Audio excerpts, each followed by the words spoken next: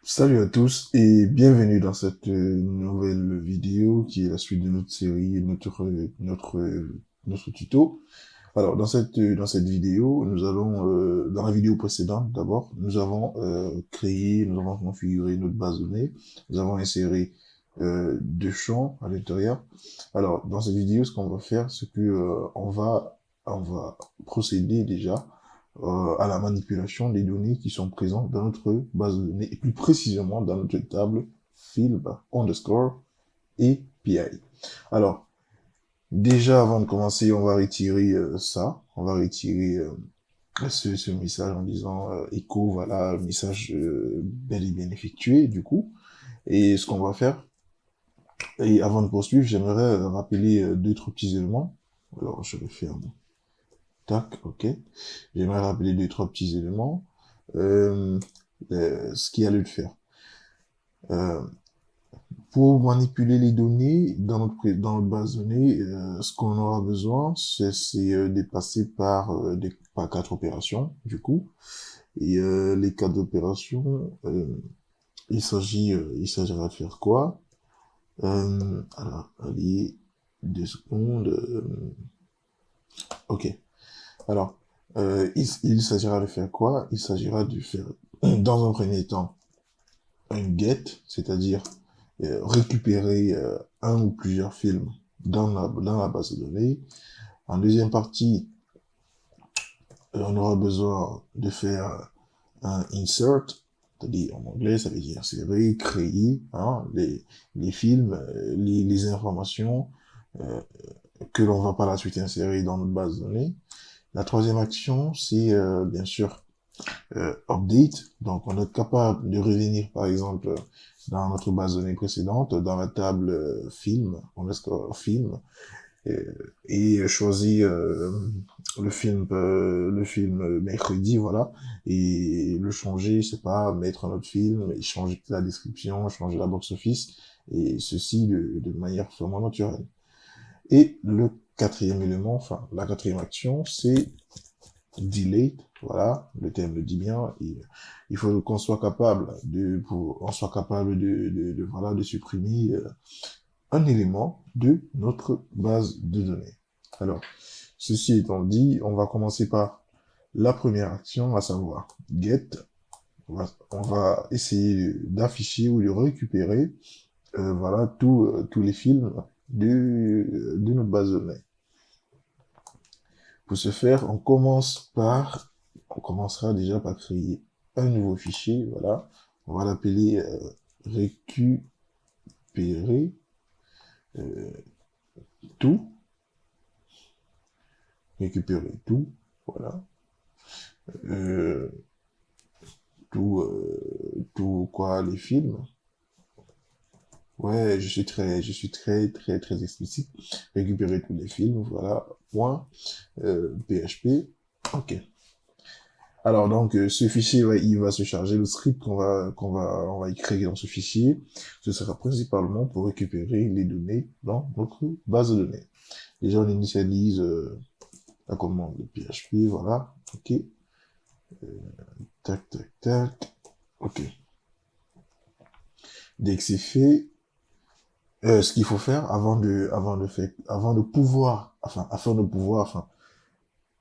logiquement, pour pouvoir récupérer un ou plusieurs éléments dans la base de données, la première chose dont on aura besoin, c'est de pouvoir se connecter à la base de données.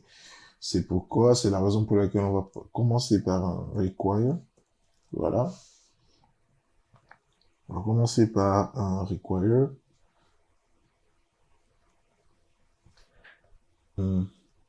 Require on.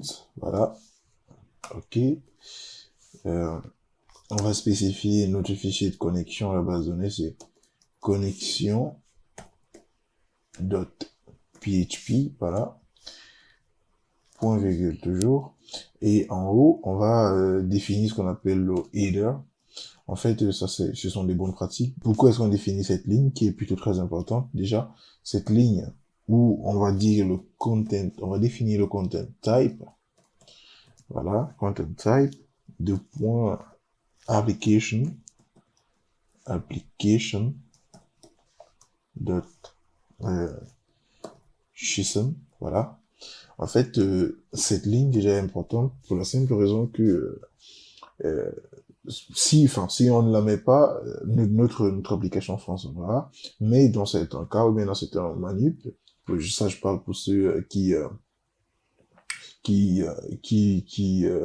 ne vont pas juste utiliser du PHP, si vous utilisez d'autres langages, pour manipuler cette API, coder et tout, ce fichier ne sera pas visible. Déjà parce que d'un point de vue architectural, on ne retrouve pas ce header, cette entête-là, qui spécifie la nature des données manipulées, ou du moins comment, sous quel format, est-ce que tous ces données-là seront manipulées.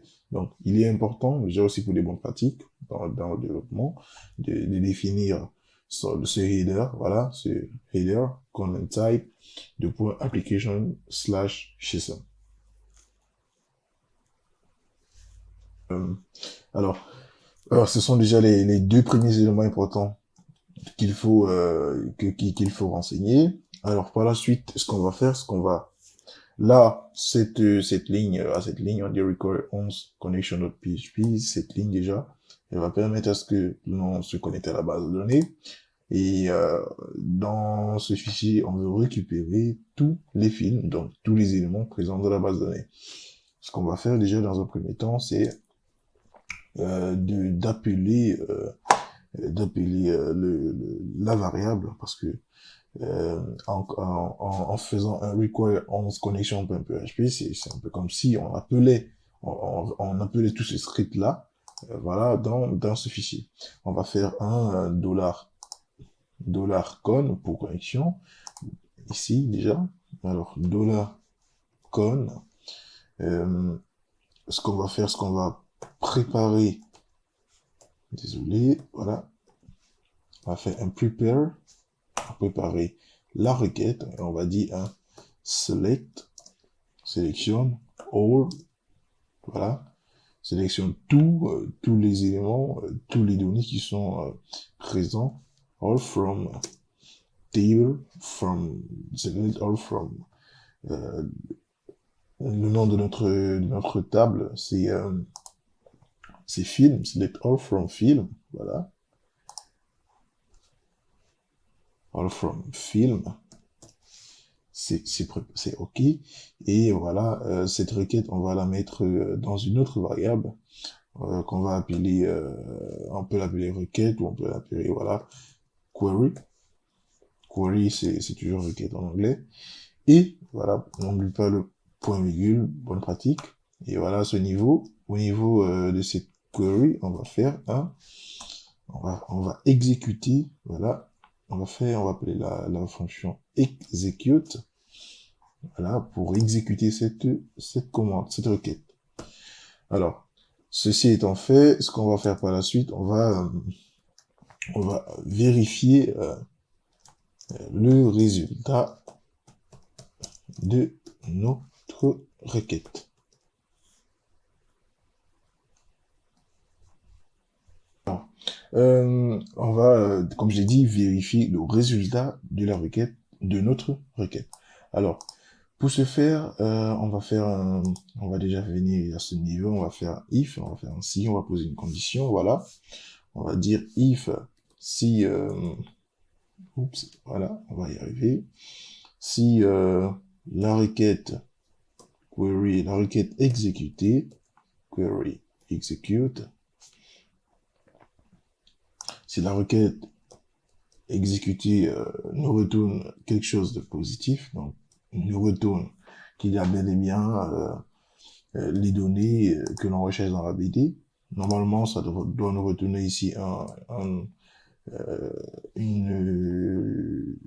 disons que, enfin, là, à ce niveau, on doit avoir un message du style, la requête a été bien exécutée. Voilà. Et au cas contraire, là, on arrive au niveau du else. Là, c'est l'erreur, on va dire, soit c'est impossible, voilà, impossible d'exécuter cette requête. Alors, là, nous avons ces deux cas de figure, mais il y a un couac. Le couac, c'est quoi? C'est là, nous avons la même requête qui est redondante. Donc, ce qu'on va faire, c'est on va déjà retirer celle-ci, voilà, pour ne pas avoir des doublons de commandes. Et à ce niveau, voilà, au cas où notre requête préparée dans select all from film, voilà, au cas où notre requête est exécutée, et il y a bel et bien exécuté, voilà, ce que nous, on va demander à faire, c'est vraiment de pouvoir récupérer, voilà, query, on va récupérer le résultat de cette commande. Et avec la commande PHP get underscore result, voilà, ok, on pourra récupérer absolument tous les éléments, je dis bien tous les éléments présents dans notre base de données.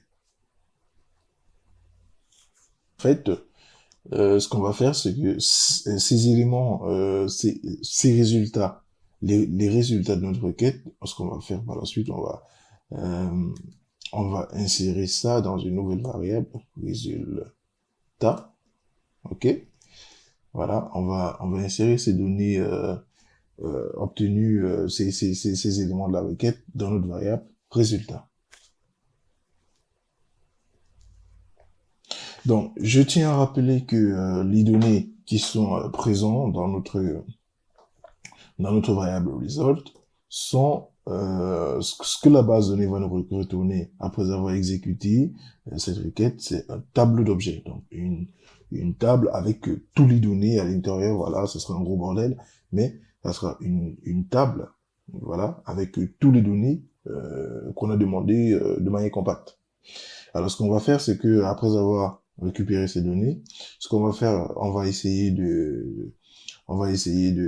les mettre dans une boucle histoire de réarranger tout ça en système avec une présentation clé-valeur. Donc, ce qu'on va faire en while, donc, tant que les résultats, alors, le contenu de la variable résultat, bien sûr, on va faire disons donc qu'il y a des données, voilà, dans cette variable-là. Et ce qu'on va faire, on va appeler la méthode fetcher, on va appeler la méthode fetch, voilà, fetch, underscore array, et on va appeler la, la méthode mysqli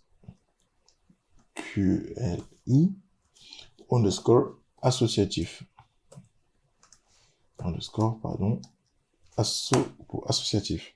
Alors, comme j'ai dit tantôt, ce qui va se passer, en fait, c'est que les données seront cette fois-ci maintenant présentées sous le format, par exemple, titre, voilà, titre, clé, valeur, titre, deux points, on a mercredi,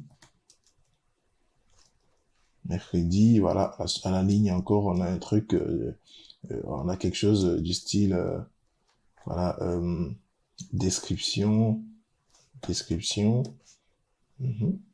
voilà, et on a la description, nanana. Donc, c'est à ça que sert notre petite requête, et c'est vraiment de pouvoir réarranger, voilà, tous les données pour avoir un format vraiment exploitable. Avant de poursuivre, ce qu'on va faire, comme je l'ai dit tantôt, avec cette commande, on veut vraiment rendre les données au format exploitable, on a l'élément après. On va stocker le résultat de cette commande ici, de cette requête, dans une autre variable, on va l'appeler, voilà, élément, voilà, élément. L'idée vraiment, c'est de pouvoir manipuler tout ça. Et avant de poursuivre, voilà, on va venir à ce niveau. On va définir une autre variable. On va appeler film, qui sera un tableau, voilà, qui va contenir, voilà, disons, enfin, qui va contenir le résultat le résultat final, quoi, des données qu'on va recevoir de la base de données, qu'on va traiter, qu'on va réarranger, et puis, tout ça va se retrouver dans la variable film. Alors, à ce niveau, ce qu'on va faire déjà, enfin, ça c'est, ce qu'on va faire, c'est revenir à ce niveau. Alors là, on va effacer ça. On va décrocher. Alors, on va faire comme je disais tantôt, on va appeler donc notre variable film. Voilà, notre nouvelle variable film. Hop, là, film. Et ce qu'on va faire, c'est qu'on va la passer, on va passer en paramètre chaque élément. Alors, là, ok. On va passer en paramètre chaque résultat qu'on aura obtenu. Après avoir arrangé, voilà, les données, ce gros bloc de données que la base de données nous aura retourné. Alors, résultat, et c'est tout. Donc, l'idée, vu que dans notre base de données, voilà, on a les données, voilà, on a l'ID, on a le titre, on a la description et autres. En fait, ce qui va se passer à ce niveau, c'est que la base de données, ce qu'elle va faire, c'est qu'elle va nous retourner ces données, elle va nous redonner toutes ces informations, enfin, sous un autre format. Et ce que nous, on va vouloir faire au travers de cette petite manip, c'est de pouvoir dire que tant que voilà, tant qu'il y aura, enfin, il y aura des données, il y aura des données présentes qui seront retournées par la base de données, voilà. Et ce qu'il va faire, il va réarranger tous ces données-là en un format exploitable, un format clé-valeur, voilà. Ça, c'est typiquement du JSON, tant pour moi.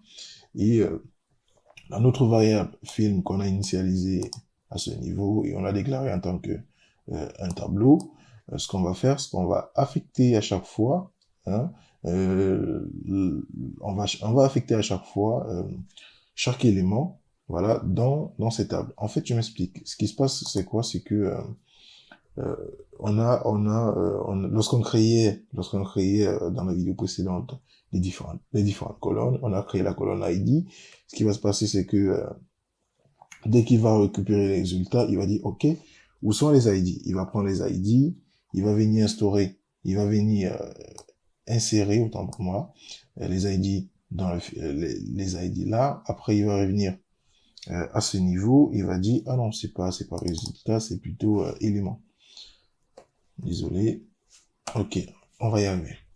Alors, comme je disais tantôt, il va... ok, voilà. Ok. Donc, ce qui va se passer, c'est que à chaque fois qu'il va parcourir les résultats, il va récupérer les ID, il va récupérer rien que les ID, il va il va stocker, pas instaurer, stocker dans notre tableau film. Après, il va reparcourir, après les ID, il va passer au titre, il va, il va, il va, il va il va insérer dans la table, et ainsi de suite. Donc, après avoir fait ça, là, nous sommes dans le cas où la requête a été bel et bien exécutée, voilà, tout est OK. Là, voilà, on va cependant définir une autre variable qu'on va appeler, voilà, on va appeler cette variable réponse. Alors, qui sera également aussi un autre tableau. Je m'explique. C'est quoi cette variable réponse?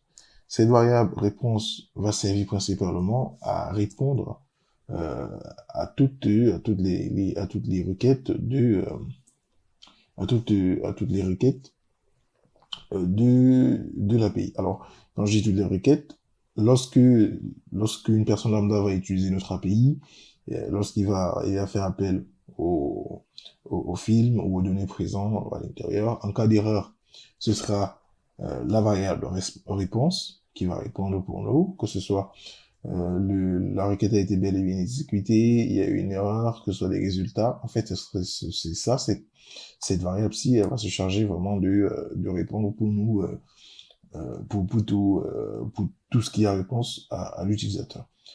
Alors, à ce niveau, ce qu'on va faire un dollar réponse, auquel cas on va passer un paramètre. Le terme, on va passer un paramètre error. Donc ça, c'est au cas où il y a une erreur au moment de l'exécution. Mais vu que nous sommes dans le cas où tout marche, donc tout est fonctionnel, on va dire voilà, l'erreur est false. Par la suite, voilà, on va essayer de dupliquer ça pour aller un peu plus rapidement. Ok, ok. Alors c'est false. Ce qu'on va faire un movies, voilà. On va retourner les résultats de notre film. Voilà, oui, film. Et là, on va passer en paramètre.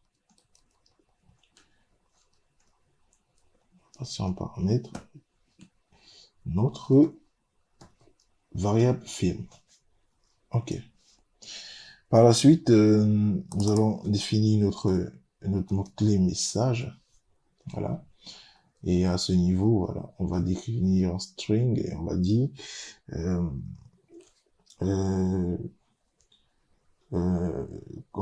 voici les films, enfin les films.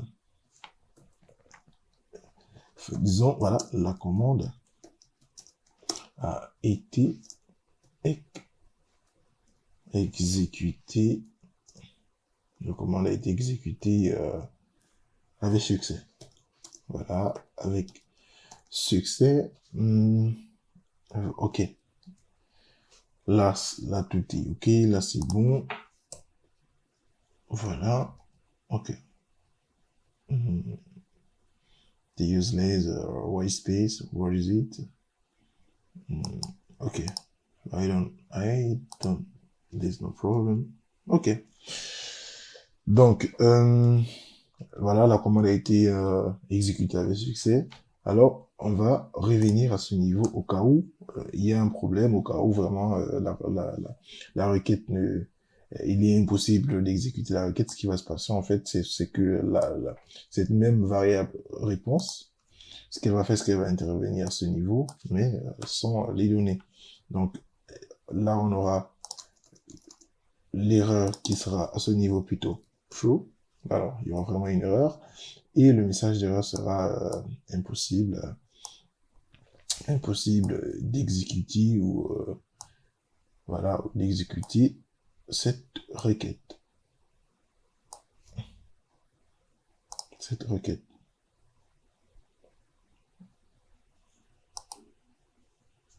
Ok.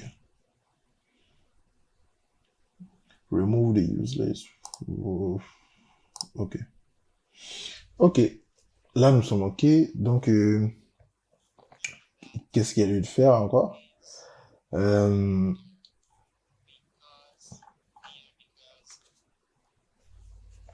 Alors, query. Donc, on va fermer, voilà, notre requête. On va appeler la méthode close. Ok. Donc, ça fait partie de l'une des belles, des meilleures best practices, donc des meilleures pratiques de développement. Si on ouvre, on doit également penser à fermer. Et je crois que ce qu'il faut maintenant faire, c'est vérifier, voilà, que tout est ok, que tout marche à merveille. Alors, comment nous allons donc vérifier que tout est ok? On va déjà démarrer notre terminal, nouveau terminal. Ce qu'on va faire, on va démarrer, on va exécuter le fichier. On commence déjà par faire php -s majuscule déjà pour le serveur, et on va démarrer le localhost au port 8000.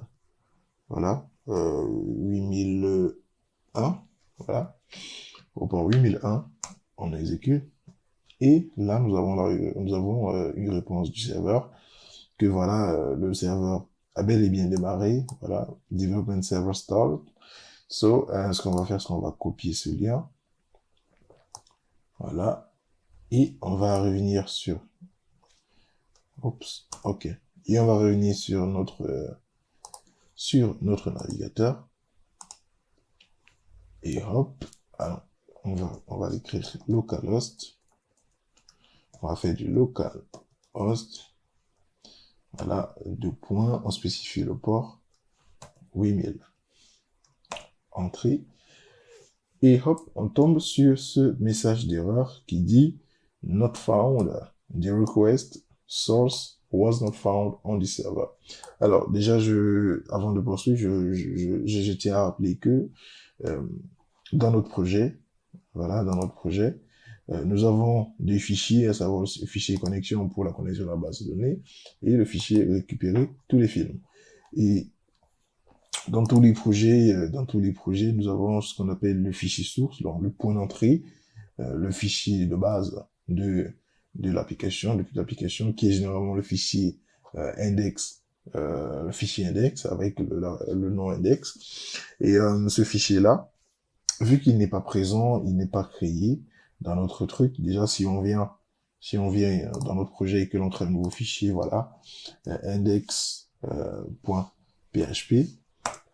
automatiquement, même si on ne met rien à l'intérieur, le navigateur, du moins le programme va comprendre que voilà, ce qui se passe, c'est que c'est le fichier index.php qui sera le point d'entrée, le point d'ancrage de l'application, et ce sera le premier fichier à être exécuté.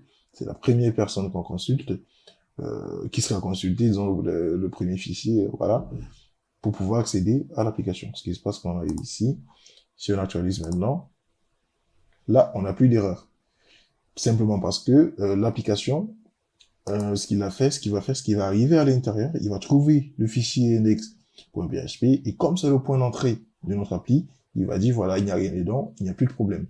Par contre, si on le supprime, comme on a d'abord fait tout à l'heure, on le supprime, voilà, déplacer vers la corbeille. Lorsqu'on revient là, et que, ok, voilà, et que l'on actualise, il nous dit not found.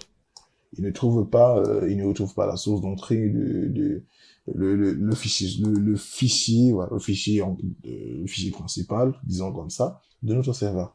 Ce qu'il faut faire, ce qu'on va faire, enfin, sur notre serveur, voilà, ce qu'il faut faire, on va faire un slash, on va dire, on va appeler le fichier, voilà, que l'on veut exécuter, c'est récupérer,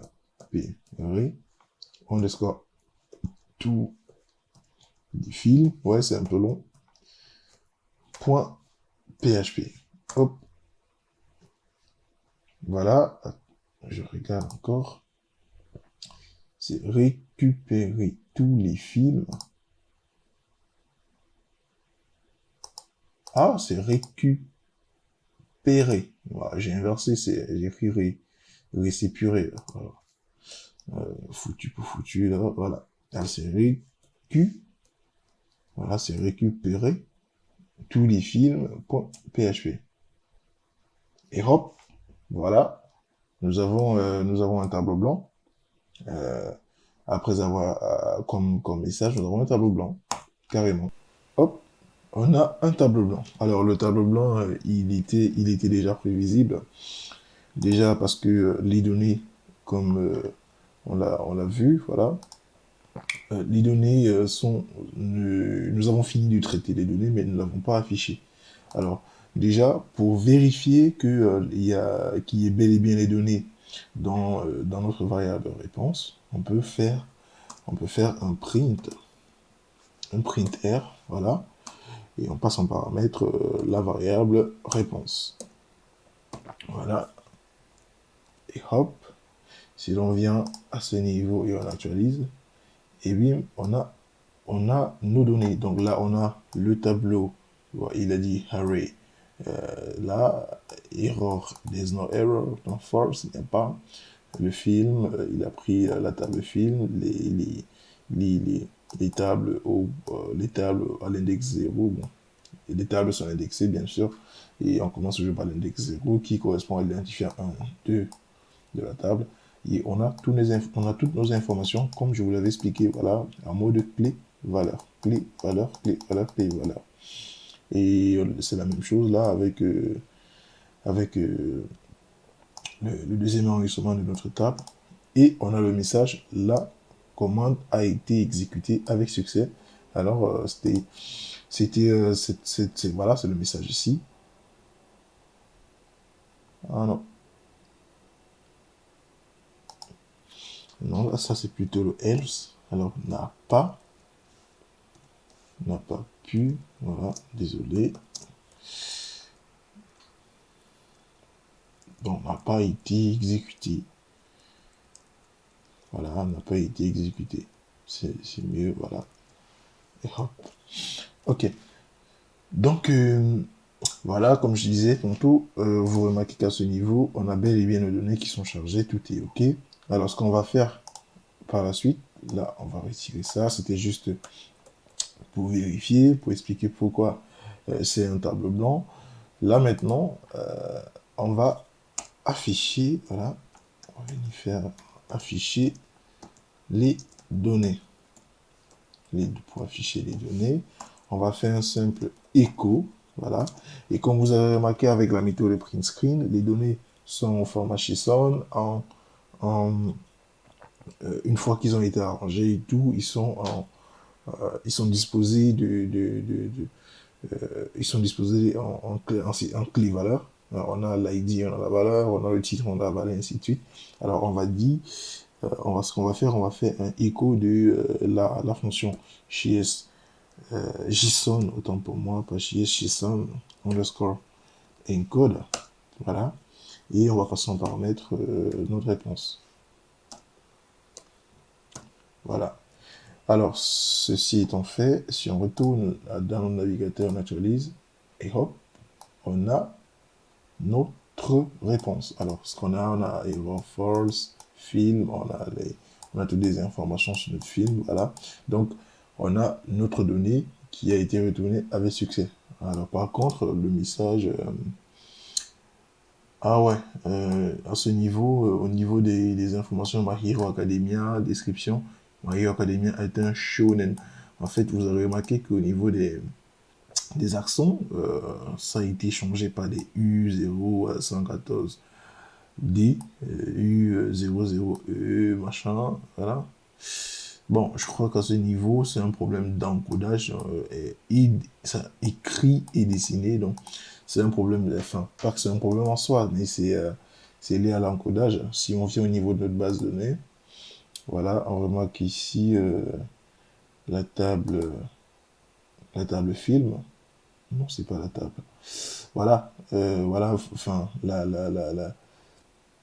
table film et l'interclassement ou l'encodage, c'est un UTF-8 MB4 Général CI. Donc, généralement, cet encodage, il ne prend pas en compte les accents. Donc, c'est pour ça que au niveau du résultat, on a un truc un peu chelou du genre. Alors, ceci étant déjà fait, je crois que on va se donner rendez-vous dans la prochaine vidéo parce que dans cette vidéo, nous avons pu déjà afficher les données correctement. Là, on a pu récupérer tous les éléments de notre table. On aurait juste pu faire un echo ou un print. À la place d'un echo, on aurait pu faire juste un print, comme tout à l'heure. On aurait pu faire un printer, voilà, et passer un paramètre, la réponse, et hop, ok. Et là, au moment d'actualiser, on a toujours ce même rendu. Donc, en fait, on pouvait également revenir au niveau de la requête et dire on va sélectionner les colonnes ID et titre, voilà, de la table film. Et dès qu'on arrive là, dès qu'on actualise, et hop, c'est juste l'ID et le titre. L'ID et le titre. D'accord? Alors, ceci étant déjà fait, nous avons, dans cette vidéo, nous avons elle était un peu longue, je vous l'avoue, peut-être 30 minutes, 30 ou 30 et quelques. Alors, je voulais pas faire assez long, mais je voulais être assez explicite, je voulais être assez clair sur un certain nombre de choses.